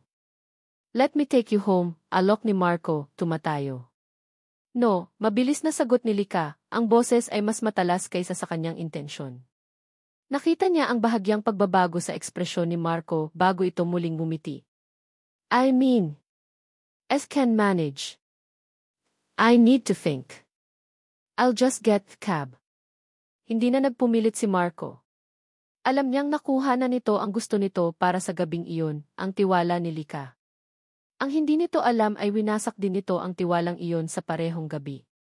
Ang mga sumunod na araw ay isang impyerno ng pagkukunwari. Pumasok si Lika sa Alcantara Tower na may bagong pananaw. Ang dating kaharian niya ay isa na ngayong kulungan, at ang bawat empleyado, bawat miyembro ng board, ay isang potensyal na traidor. Sa isang board meeting, naramdaman niya ang pagbabago sa hangin. Ang mga dating kakampi niya ay umiiwas sa kanyang tingin. Si Enye Tan, isang matandang miyembro ng board na itinuturing niyang pangalawang ama, ay umubo nang tumingin siya rito, isang kilos na dati normal lang ngunit ngayon tila isang senyales. Ang bawat bulungan sa kabilang dulo ng mesa ay parang isang pagpaplano laban sa kanya. Ang mga ngiti ay tila mga pang-iinsulto. As you can see, the projections for the next quarter are stable, sabi niya, itinuturo ang presentasyon. Ngunit ang kanyang boses, na dati puno ng kumpiyansa, ay may bahagyang panginginig na siya lang ang nakakaramdam. We just need to weather this minor setback. Minor setback, Lika, sabi ni Amos Vargas, isa sa mga kilalang kapanalig ni Marco. The stock price dropped by 12% in 2 days. I wouldn't call that minor. Pinilit ni Lika na manatiling kalmado. It was a market reaction to baseless rumors. And we are doing everything to control it. Ngunit alam niyang hindi iyon baseless rumors. Si Marco ang nagkakalat ng mga iyon. Pagkatapos ng meeting, nakita niya sa isang business news channel ang isang panayam kay Marco. As a competitor and a concerned colleague, sabi ni Marco sa kamera, ang mukha ay puno ng peking pag-aalala. I am deeply worried about the current state of Alcantara Holdings. Perhaps a change in leadership is what the company needs to regain the trust of its investors. Isang direktang atake. Isang deklarasyon ng gyera sa harap ng buong mundo. Naramdaman ni Lika na ang mga pader ay papalapit sa kanya. Kailangan niya ng tulong. Kailangan niya ng kakampi. Ngunit sino ang kanyang pagkakatiwalaan? Ang tanging pangalan na paulit-ulit na bumabalik sa kanyang isipan ay ang pangalang isinumpa niya ilang araw lang ang nakalipas, Ramon. Kung nagsasabi ito ng totoo, kung ganoon, siya ang tanging tao sa labas ng bilog ng mga traidor na nakakaalam ng katotohanan. Gabi-gabi, tinititigan niya ang numero nito sa kanyang telepono. Ang kanyang mga daliri ay nagbabantang pindutin ang call button. Ngunit ang pride, ang takot, at ang kahihiyan ay pumipigil sa kanya. Paano niya haharapin ang taong pinalayas niya? Paano niya aaminin na nagkamali siya, na naging tanga siya? Paano kung mali pa rin siya tungkol dito? Paano kung bahagi pa rin ito ng isang mas malaking plano? Isang gabi, habang nag-iisa sa kanyang opisina at sinusubukang maghanap ng butas sa mga dokumento ng kumpanya na maaaring gamitin ni Marco laban sa kanya, isang email ang pumasok sa kanyang inbox. From Subject, huwag magtiwala kay Sandoval. Nanigas si Lika. Binuksan niya ang email. Wala itong katawan, isang attachment lang. Isang audio file. Ang kanyang unang reaksyon ay takot. Isa itong bitag. Isang virus, katulad ng nasa bisgi na dala ni Ramon. Buburahin niya na sana ito. Inilagay na niya ang cursor sa delete icon. Ngunit nag-alinlangan siya. Sino? Maaari kayang si Ramon? Ang isang maliit na bahagi ng kanyang puso, ang bahaging pagod na sa pag-iisa, ay umasa. Dala ng isang desisyon na hindi niya maintindihan, ni-right-click niya ang file at pinili ang e-scan for viruses. No threats found. Huminga siya ng malalim at pinindot ang play. Ang narinig niya ay isang maingay na audio, tila kuha sa isang coffee shop. Boses ni Marco ang narinig niya, at boses ng isa pang lalaki. So the stocks are down. Good. Ano ang susunod na hakbang, sabi ng hindi kilalang boses. Patience, sagot ng boses ni Marco. We let her panic. We let her make mistakes. Don Ricardo wants this to be slow and painful for her. Don Ricardo. Pinatay ni Lika ang audio. Ang kanyang mga kamay ay nanginginig. Ito na. Ito ang ebidensya. Ang pruweba na kailangan niya. Ngunit kasabay ng kaunting pag-asa ay ang pagbuhos ng mas malaking takot. Kung nakuha ito ni Ramon, ibig sabihin ay sinusubukan nitong tulungan siya. At kung sinusubukan nitong tulungan siya, bakit hindi ito nagpapakilala? Bakit anonymous? Dahil sa kanya. Dahil pinalayas niya ito. Dahil sinira niya ang tiwala nito. Ang isip ni Lika ay muling nilamon ng pagdududa. Paano kung ito ay isang double bluff? Isang pain? Ibinibigay sa kanya ang maliit na impormasyong ito para isipin niyang kakampi niya si Ramon, para bumalik siya rito, para mahulog sa isang mas malaking bitag. Ang paranoia ay isang lason at matagal nang kumakalat sa kanyang sistema. Sa huli, nanaig ang takot. Hindi, bulong niya sa sarili. Hindi ako magpapalinlang ulit. At sa isang mabilis na pag-click, ang email at ang katotohanang laman nito ay napunta sa trash bin. Tinanggal niya ang tanging tulay na maaaring nag-ugnay sa kanya sa kaligtasan. Samantala, sa isang maliit na bahay sa Quezon City, tinitingnan ni Ramon ang kanyang telepono. Naghihintay. Umaasa. Ngunit walang tawag. Walang text. Walang anumang senyales. Pumasok ang kanyang ama, si Don Ricardo. Nakita nito ang pagkabigo sa mukha ng kanyang anak. Hindi ka pa rin tinitigilan ng babaeng iyan sa isip mo, ano, sabi ng matanda. Tay, may masamang nangyayari. Si Marco Sandoval, niloloko niya tayong lahat, sabi ni Ramon. Kailangan nating itigil to. Tumingin si Don Ricardo sa kanyang anak, at sa unang pagkakataon, nakita niya hindi ang isang kasangkapan para sa paghihiganti, kundi ang isang anak na umiibig sa kaaway. At ang pag-ibig na iyon ay isang hadlang sa kanyang mga plano. Wala kang alam sa mga nangyayari, Ramon, sabi ni Don Ricardo, ang boses ay malamig at pinal. Huwag kang makialam. Nakita ni Don Ricardo na kailangan na niyang bilisan ang mga pangyayari bago pa man tuluyang masira ng kanyang anak ang lahat. Kinabukasan, pagdating ni Lika sa kanyang opisina, may isang sobre na naghihintay sa kanyang mesa. Isang sobre na may opisyal na selyo ng Alcantara Holdings. Ang kanyang mga kamay ay nanginginig habang binubuksan ito. Sa loob ay isang maikling sulat. Notice a DAS Emergency Board Directors Meeting. Agenda, Vote of no confidence on the leadership of si Lika Alcantara. Nabitawan ni Lika ang sulat. Ang papel ay dahan-dahang nahulog sa sahig, umiikot-ikot sa hangin bago tuluyang lumapag. Tumingin siya sa labas ng kanyang bintana, sa syudad na minsan niyang tinawag na kanyang kaharian. Ngayon, ang mga nagtataasang gusali ay tila mga rehas ng isang kulungan. Ang laro ay malapit ng matapos. At siya ay natatalo. Nag-iisa. Ang boardroom ng Alcantara Holdings, na dati isang teatro ng kapangyarihan ni Lika, ay isa na ngayong hukuman. At siya ang akusado. Nakatayo si Lika sa dulo ng mahabang mesa, sa parehong lugar kung saan niya sinibak si E. Jimenez ilang linggo lang ang nakalipas. Ang ironya ay mapait, na parang lason sa kanyang dila. Ang suot niyang itim na power suit ay tila isang baluti na masyadong mabigat, ang kanyang perpektong ayos ay isang maskarang nagtatago sa mga bitak ng kanyang kumpiyansa. Sa paligid ng mesa, nakaupo ang mga miyembro ng board. Ang kanilang mga mukha ay mga blangkong pader, ngunit sa kanilang mga mata, nakikita niya ang hatol. Si Emil Tan, na dati umingiti sa kanya ng may pagmamahal, ay nakayuko lang at pinaglalaruan ang kanyang ballpen. Ang iba naman ay direktang nakatingin sa kanya, ang kanilang mga tingin ay kasing talas ng mga patalim. At sa kabilang dulo, nakaupo si Marco Sandoval.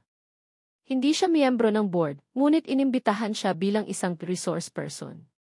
Nakaupo siya roon, ang kanyang mukha ay isang perpektong larawan ng pag-aalala at kabigatan, isang lobong nakabihis tupa na handa ng kumain. We are gathered here today, nagsimula si Infi Vargas, ang kanyang boses ay umaalinggaw sa nakabibinging katahimikan, to discuss a matter of utmost urgency. The future of Alcantara Holdings. Ipinakita sa malaking screen sa likod ni Lika ang isang graph. Isang linyang pula na bumabagsak ng mabilis. Ang stock price ng kanilang kumpanya. In the past week alone, we have lost almost 20% of our market value, pagpapatuloy ni Inf Vargas. Our investors are panicking. Our partners are threatening to pull out. The company is bleeding. Bawat salita ay isang dagok sa dibdib ni Lika. Gusto niyang sumigaw na lahat ng iyon ay kasinungalingan, na lahat ay isang palabas na idinirek ng lalaking nakaupo sa kabilang dulo ng mesa. Ngunit anong pruweba niya? Ang isang anonymous na email na binura niya dahil sa takot at pride. Ang kanyang salita laban sa salita ng isang taong pinagkakatiwalaan ng lahat. Tumayo si Marco sa hudyat ni A. Vargas. With all due respect to Imeth Alcantara, simula niya, ang boses ay puno ng peking paggalang. I believe the problem is not with the market. The problem is crisis of confidence. It's crisis in leadership. Naglakad siya papunta sa screen. Isa-isa niyang ipinakita ang mga peking dokumento, ang mga email na inimbento, ang mga report na pinalabas niyang totoo. Isang presentasyon ng mga kasinungalingan na binuo niya ng napakagaling. This failed merger in Cebu, sabi niya, ipinapakita ang isang dokumento. We have reason to believe that Nat Alcantara's personal relationship with a member of a rival family, the Reyes, compromised the deal, causing us to lose billions. Isang malakas na bulungan ang pumuno sa silid. Tumingin ang lahat kay Lika, ang kanilang mga mata ay puno ng akusasyon. Napatayo si Lika. That is a lie, sigaw niya, ang kanyang boses ay nanginginig sa galit. There was no personal relationship. He was divide driver. And you, itinuro niya si Marco, you know that. You are twisting everything. Tumingin si Marco sa kanya, ang mukha ay puno ng awa. Lika, understand you are under a lot of pressure. But we cannot let emotions cloud our judgment. The facts are here. Facts? Those are not facts. Those are fabrications. Ngunit walang naniwala sa kanya. Ang kanyang pagsigaw ay tila isang pag-amin ng pagkakasala. Ang kanyang galit ay tila isang sintomas ng kanyang kawalan ng kontrol. Nakita niya sa mga mukha nila, para sa kanila, siya ay isang babaeng nasisiraan ng bait, isang leader na hindi na mapagkakatiwalaan. I believe, pagtatapos ni Marco, bumabalik sa kanyang upuan, that it is time for G-vote. Ang mga salitang iyon ay ang tunog ng pagbagsak ng martilyo ng hukom. Isa-isang nagtaasan ang mga kamay. F. Vargas. M. Res de Leon. N. Lim. Ang bawat pagtaas ng kamay ay isang pako na ibinabaon sa kanyang kabaong. Tiningnan niya si Eng Itan, ang kanyang huling pag-asa. Nagtagpo ang kanilang mga mata. Nakita niya ang pagsisisi, ang awa, ngunit sa huli, dahan-dahan, itinaas din nito ang kanyang kamay. Tapos na. Ang katahimikan pagkatapos ng botohan ay mas masakit pa. Walang nagsasalita. Walang gumagalaw. Tila ba ang lahat ay naghihintay na siya ay gumuho. Ngunit hindi niya ibibigay iyon sa kanila. Dahan-dahan niyang inayos ang kanyang sarili. Itinuwid niya ang kanyang likod. Itinaas niya ang kanyang baba. Ang reyna ay natalo, ngunit hindi siya yuyuko. I see, sabi niya, ang boses ay mahina ngunit matatag. If that is the decision of the board, then we'll respect it. Tumingin siya sa bawat isa sa kanila, isinasaulo ang kanilang mga mukha. At sa huli, tumingin siya kay Marco. Nakita niya ang kislap ng tagumpay sa mga mata nito, isang kislap na mabilis nitong tinago. Tumalikod si Lika at naglakad palabas ng boardroom, hindi na lumingon pa. Ang paglakad pabalik sa kanyang opisina ay isang prosesyon ng pagkatalo. Ang mga empleyadong nakakasalubong niya ay yumuyuko, ngunit nakikita niya ang bulungan sa kanilang mga mata. Ang balita ay kumalat na parang apoy. Pagpasok niya sa kanyang opisina, nakita niya si Liza, ang kanyang assistant, na umiiyak ng tahimik sa isang sulok. Ma'am D. Umiti si Lika, isang pilit na ngiti. It's okay, Liza. Pack up and buy things. Habang inilalagay ni Liza ang kanyang mga personal na gamit sa isang kahon, ang mga litrato ng kanyang mga magulang, ang kanyang paboritong pluma, ang mga tropeo na napanalunan niya para sa kumpanya. Nakatayo lang si Lika sa tabi ng malaking bintana, nakatingin sa labas. Ang syudad ay pareho pa rin. Ang mga sasakyan ay gumagalaw, ang mga tao ay naglalakad, ang buhay ay nagpapatuloy. Ngunit para sa kanya, ang mundo ay huminto. Ang toring ito, na dati kanyang kuta, ay isa na ngayong paalala ng lahat ng nawala sa kanya.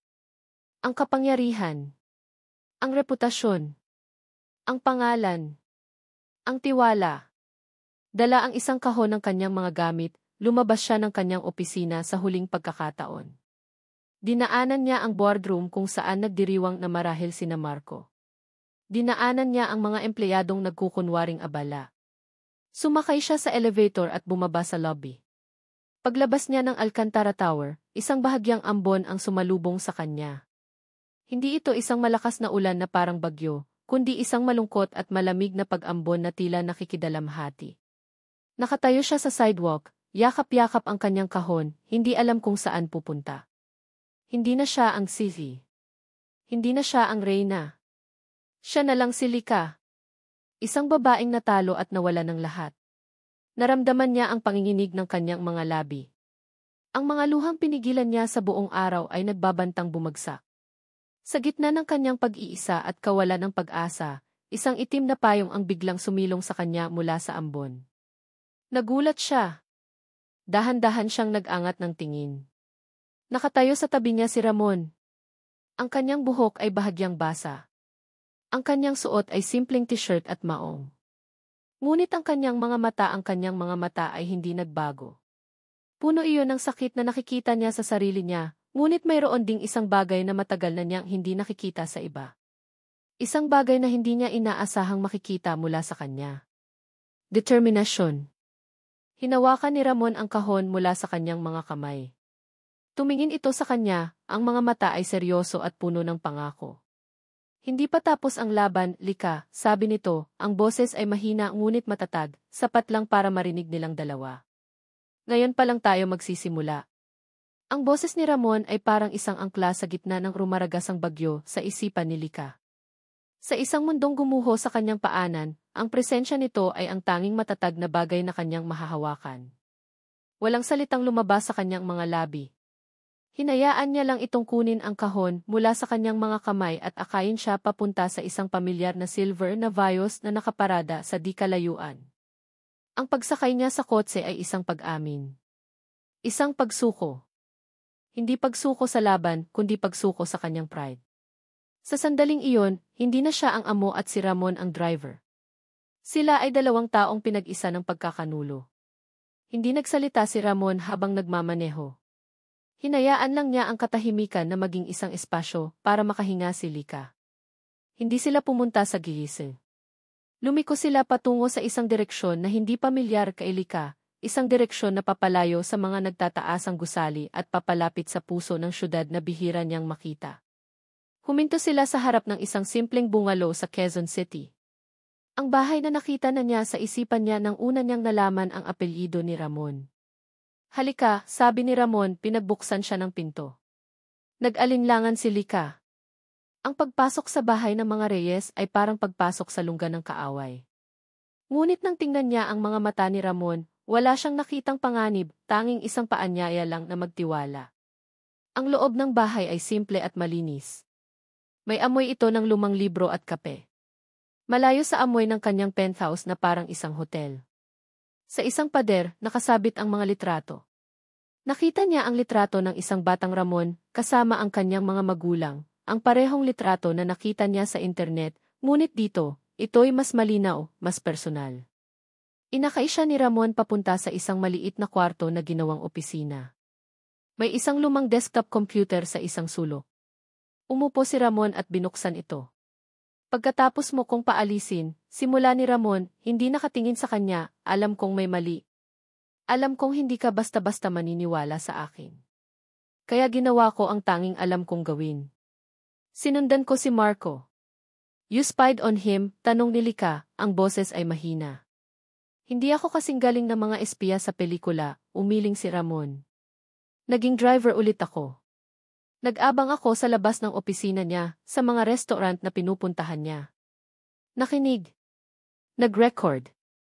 Ipinakita niya kay Lika ang email na ipinadala nito sa kanya.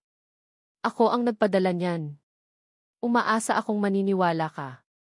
Pero alam ko, mahirap. Mahirap magtiwala sa isang Reyes. May kirot na naramdaman si Lika sa kanyang dibdib. Ang tulay na sinunog niya. Ang kamay na hindi niya inabot. Pero hindi ako tumigil pagpapatuloy ni Ramon. Alam kong ang audio na iyon ay hindi sapat. Alam kong may mas malaki pang plano si Marco. Isang bagay na kahit ang tatay ko ay hindi alam. Dito na tumingin si Ramon sa kanya, ang mga mata ay seryoso. Lika, ang tatay ko, galit siya. Gusto niyang bumagsak ang Alcantara Holdings. Pero ang gusto lang niya ay makita kayong magdusa, na maranasan ang kahihiyang naranasan niya. Pagkatapos noon, para sa kanya, tapos na. Gusto niyang kunin ni Marco ang kumpanya para sa kanya. Pero si Marco may iba siyang plano. Ito na ang twist. Ang huling piraso ng puzzle na hindi pa nabubuo sa isipan ni Lika. Ang tunay na dahilan kung bakit napakakumpiyansa ni Marco. Anong plano? Tanong ni Lika, ang kanyang buong atensyon ay nakay Ramon na. Si Marco hindi lang niya niloloko ka. Niloloko rin niya ang tatay ko. Nag-play si Ramon ng isang bagong audio file. Mas malinaw ito. Boses ni Marco at ng isa pang lalaki na may foreign accent. The old man Reyes is getting impatient, sabi ng dayuhang boses. Let him be, sagot ni Marco, may kasamang tawa. He's a fool. He thinks I'm doing all this for his revenge. He thinks I'm going to hand him Alcantara Holdings on a silver platter. He has no idea. So what's the real plan? Simple. Once get control of Alcantara Holdings, I will use its assets to buy out my own company, Sandoval Corp, at an inflated price. Then, I will declare Alcantara Holdings bankrupt. The old man Reyes will get nothing. I, on the other hand, will walk away with a stronger company, all of Alcantara's international assets transferred to the name, and zero liability. I'm not just destroying one kingdom, you my friend. I'm building this my own empire from the ashes of two.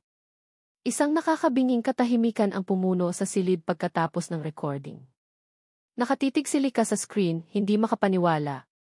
Ang kasakiman ni Marco ay walang hangganan. Hindi lang ito tungkol sa paghihiganti o sa pera. Ito ay tungkol sa ganap na kapangyarihan. Gusto niyang maging hari at handa siyang sunugin ang lahat para makuha ang kanyang korona. Tumingin siya kay Ramon. Ang lalaking ito, na dapat ay kaaway niya, ay ang tanging taong gumagawa ng paraan para iligtas siya, at para iligtas ang sarili nitong ama mula sa pagkakamali nito. Sa wakas, ang yelo sa puso ni Lika ay tuluyan ng natunaw. At sa ilalim nito, ang natira ay hindi galit o pride, kundi isang malalim na hiya at pasasalamat. Ramon, sabi niya, ang boses ay basag. I'm sorry. Sa lahat ng sinabi ko. Sa hindi ko paniniwala sa'yo. I was wrong. Tumingin si Ramon sa kanya, at sa unang pagkakataon, nakita niya ang isang maliit at malungkot na ngiti sa mga labi nito. Okay lang. Siguro kung ako ang nasa posisyon mo, ganoon din ang iisipin ko. Tumayo si Lika, ang kanyang mga mata ay may bago ng kislap. Ang kislap ng isang reynang natalo, ngunit hindi pa tapos lumaban. Hindi pa huli ang lahat. Ang audio na ito na ang bala natin. Pwede nating dalhin to sa board. Umiling si Ramon. Huli na para dyan. Kontrolado na ni Marco ang board. Hindi sila maniniwala sa atin. Kailangan natin ng mas malakas na armas. Kailangan nating mahuli siya sa akto. Kailangan nating isalvage kung ano man ang kaya nating isalba bago niya tuluyang maubos ang kumpanya. Paano? May isang tao sa Sandoval Corp na pinagkakatiwalaan ako, sabi ni Ramon. Isang key technician na may utang na loob sa akin. Kaya niyang kumuha ng ebidensya mula sa loob, pero kailangan niya ng access code. Isang code na si Marco lang ang nakakaalam. Kailangan nating makuha ang code na iyon, sabi ni Lika. Ang kanyang isip ay nagsisimula ng gumana na parang isang isii muli. Nagsimula silang magplano, mag-isip ng mga estratehiya. Sa maliit na kwartong iyon, ang dating sihi at ang dating driver ay naging magkakampi. Habang nasa kalagitnaan sila ng pagpaplano, isang mahinang tunog ng pag-ubo ang narinig nila mula sa labas ng kwarto. Napatayo silang dalawa. Dahan-dahang bumukas ang pinto. Nakatayo roon si Don Ricardo Reyes, nakabalot sa kanyang kumot, ang mukha ay isang maskara ng pagkalito at galit. Ang kanyang mga mata ay lumipat mula sa kanyang anak papunta sa babaeng matagal na niyang itinuring na simbolo ng kanyang pagbagsak. Anong ginagawa ng isang Alcantara sa pamamahay ko? Tanong ng matanda, ang boses ay nanginginig sa galit. Humakbang si Ramon, humarang sa pagitan ng kanyang ama at ni Lika. Tay, magpapaliwanag po ako. Ngunit si Lika ang sumagot. Humakbang siya palabas sa likod ni Ramon, hinarap ang matanda ng walang takot, ngunit may paggalang. Ginoong Reyes, sabi niya, ang boses ay kalmado. Nandito po ako dahil ang lalaking pinagkakatiwalaan ninyo ay sisirain hindi lang ang kumpanya ko, kundi pati na rin ang pag-asa ninyong makamit ang hustisya. At ang tanging paraan para mapigilan siya ay kung magtutulungan tayo. Ang tatlong tao, ang anak na naipit sa gitna, ang amang biktima ng nakaraan, at ang babaeng target ng kasalukuyan, ay nakatayo sa isang silid, ang kanilang mga mundo ay nagsalpukan. Ang huling laban ay malapit nang magsimula, at ang unang hakbang ay kailangang mangyari sa loob ng bahay na iyon. Ang sala ng bahay ng mga Reyes ay naging isang silid hukuman, mas maliit ngunit mas mabigat ang tensyon kaysa sa boardroom ng Alcantara Holdings. Si Don Ricardo ay nakaupo sa kanyang silyang tumba-tumba, ang mukha ay isang bagyo ng magkasalungat na emosyon. Si Lika at Ramon ay nakatayo sa harap niya, magkatabi, isang imahe na hindi niya kailanman inakalang makikita. Kasinungalingan, sigaw ni Don Ricardo, pagkatapos marinig ang audio recording. Gawa-gawa lang yan ng babaeng yan para lituhin ka, Ramon. Isa siyang Alcantara. Ang panloloko ay nasa dugo nila. Tay, narinig niyo po, mahinahong sabi ni Ramon. Boses po yun ni Marco. Madaling gayahin ang boses. Madaling gumawa ng ebidensya, giit ng matanda, ngunit ang panginginig sa kanyang boses ay nagpapakita ng pag-aalinlangan. Ang laso ng paghihiganti ay napakatagal nang nasa kanyang sistema, kaya't mahirap nang tanggapin ang anumang gamot. Dito na nagsalita si Lika. Hindi bilang isang sihi na nag-uutos, kundi bilang isang taong nakakaunawa sa sakit. Ginoong Reyes, sabi niya, ang boses ay malumanay.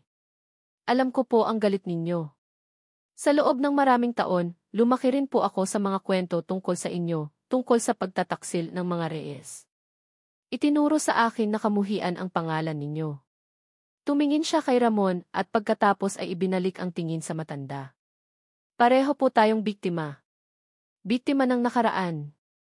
Biktima ng mga taong masakim kaysa sa atin. Ngunit ngayon, si Marco Sandoval ay ginagawa tayong biktima pareho. Gagamitin niya ang galit ninyo para makuha ang gusto niya, at pagkatapos, itatapon niya kayo na parang basura. May isang bagay sa sinseridad ni Lika na tila bumasag sa pader na itinayo ni Don Ricardo. Ngunit hindi pa rin ito sapat. May isa pa pong katotohanan na dapat ninyong malaman, sabi ni Ramon, huminga ng malalim. Tungkol sa partnership ng Alcantara at Reyes, 20 taon na ang nakalipas. Ikinuwento ni Ramon ang lahat ng nalaman niya mula sa kanyang mga source. Hindi pala niloko ng ama ni Lika si Don Ricardo. May isang pangatlong partner, isang dayuhang investor, na siyang nagmanyobra sa dalawa para mag-away. Ang investor na iyon ang lihim na kumuha ng teknolohiya na dapat ay para sa kanila at iniwan silang dalawa na nag-aaway para sa mga tira-tira. At ang pangalan ng dayuhang investor na iyon? Ang parehong dayuhan na kausap ni Marco sa audio recording. Sa wakas, gumuho ang mundo ni Don Ricardo. Ang galit na inalagaan niya sa loob ng 20 taon ay nakabatay pala sa isang kasinungalingan. Hindi lang siya nalugi, niloko siya, at ang taong pinagbintangan niya ay biktima rin pala. Napayuko na lang ang matanda sa kanyang upuan, ang mga balikat ay nanginginig. Ang matigas na anyo ng isang naghihiganti ay napalitan ng isang matandang lalaking pagod na at talunan. Ang katahimikan ay binalot sila. Ngunit hindi ito katahimikan ng pagkatalo, kundi ng pag-unawa. Ang araw ng press conference ay dumating. Ang grand ballroom ng isang 5-star hotel ay puno ng mga miyembro ng media, mga investor, at mga maimpluwensyang tao sa mundo ng negosyo. Ito ang koronasyon ni Marco Sandoval bilang bagong sihi ng Alcantara Holdings. Nakatayo si Marco sa entablado, sa likod ng isang podyum na mailogo ng Alcantara. Ang kanyang ngiti ay nakakasilaw. Ang kanyang boses ay puno ng kumpiyansa. Today marks a new dawn for Alcantara Holdings, deklara niya. Isang bagong simula, isang bagong direksyon. Pangako ko sa inyong lahat, sa ilalim ng aking pamumuno, ibabalik natin ang tiwala, ang lakas, at ang dangal ng kumpanyang ito. Habang nagsasalita siya, sa isang monitoring room sa likod ng hotel, si Lika, Ramon, at ang AK technician ni Ramon ay naghahanda. Nakuha ko na ang access code kagabi, salamat sa distraction na ginawa ni Lika, sabi ng technician. Pero kailangan natin ng at least 5 minutes para ma-download ang mga files mula sa server ni Sandoval. Mga encrypted yan. 5 minuto, sabi ni Lika. Kailangan nating bigyan siya ng 5 minuto. Nang matapos ang talumpati ni Marco, nagsimula na ang question and answer portion. Ito na ang hudyat nila. Biglang bumukas ang pinto sa likod ng ballroom. Pumasok si Lika Alcantara. Ang lahat ng kamera ay biglang napunta sa kanya. Ang bulungan ay pumuno sa buong silid. Ano ang ginagawa dito ng pinatalsik na si? Naglakad si Lika papunta sa gitna, ang bawat hakbang ay mailayunin. Nakasuot siya ng isang simpleng puting bestida, walang bakas ng pagiging ice queen. Ang tanging suot niya ay tapang. Sandoval, sabi niya, ang kanyang boses ay malinaw at malakas, pinalakas na mikroponong kinuha niya mula sa isang reporter. Congratulations on your appointment. Ngumiti si Marco, isang ngiting tila hindi natitinag. Lika. What a surprise. But I'm afraid this event is for the new leadership. Your time is over. Every time I see, yes, it's over, sumang-ayon si Lika. But my time seeking the truth has just begun. Tumingin siya sa mga miyembro ng media. Lahat kayo ay naniwala na ako ay isang irresponsableng leader na nakipagsabwatan sa kaaway. Ngayon, ipapakita ko sa inyo kung sino ang tunay na ahas sa loob ng Alcantara Holdings. Sa hudyat na iyon, ang malaking screen sa likod ni Marco, na dapat sana inagpapakita ng logo ng kumpanya, ay biglang nag-flicker. At ang boses na pumuno sa buong ballroom ay hindi nakailika. Ito ay ang boses ni Marco mula sa audio recording na kuha ni Ramon. Don't worry, Don Ricardo. Kumagat na po siya sa pain. Ang Alcantara Holdings, malapit nang bumagsak. Nanlaki ang mga mata ni Marco. Ang kulay sa kanyang mukha ay biglang nawala. What is this? Stop this. Technical difficulties, sigaw niya sa mga staff. Ngunit huli na ang lahat. Ang pangalawang recording ay nag-play na. Ang usapan nila ng dayuhang investor, kung saan ibinunyag niya ang kanyang plano na lokohin si Don Ricardo at ideklarang bangkarota ang Alcantara Holdings. Ang buong ballroom ay nagkagulo. Ang mga kamera ay kumikislap na parang kidlat. Ang mga tanong ay ibinabato na parang mga bala. That's fake. It's fabricated, sigaw ni Marco, ngunit wala nang naniniwala sa kanya. At kung kailangan niyo pa ng pruweba, sabi ni Lika, pakitingnan ang screen. Sa screen, sunod-sunod na lumabas ang mga dokumento, mga bank transfer papunta sa mga offshore accounts ni Marco, mga email na nagdedetalye ng kanyang plano, mga kontratang nagpapatunay ng kanyang pandaraya. Ang lahat ng files na na-download ng teknisyan. Ang huling pako sa kanyang kabaong. Nakatayo si Marco sa entablado, talunan at hubad sa harap ng buong mundo. Ang kanyang imperyo ay gumuho bago pa man ito maitayo. Habang papalapit ang mga security personnel ng hotel para kunin si Marco, isa pang tao ang pumasok sa ballroom mula sa gilid. Si Don Ricardo Reyes. Naglakad siya ng dahan-dahan, ang bawat hakbang ay may bigat ng 20 taon ng maling galit. Huminto siya sa harap ni Marco. Ginawa mo kaming lahat na tanga, Marco, sabi ni Don Ricardo. Ang boses ay mahina ngunit puno ng kapangyarihan. Ngunit ang pinakamalaking pagkakamali mo ay ang maliitin ang pagmamahal ng isang anak para sa kanyang ama at ang pagmamahal ng isang ama para sa kanyang anak. Tumingin si Don Ricardo kay Lika, isang tingin ng pasasalamat, isang tingin ng paghingi ng tawad.